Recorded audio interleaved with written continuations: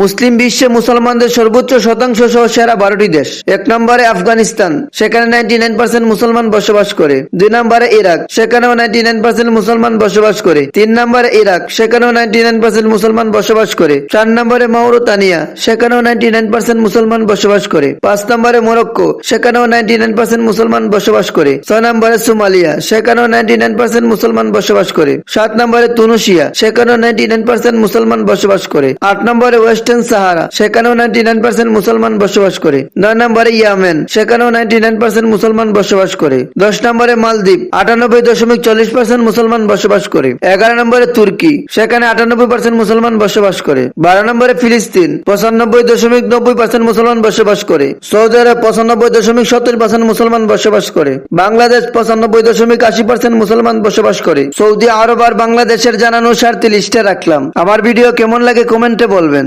ধন্যবাদ সবাইকে।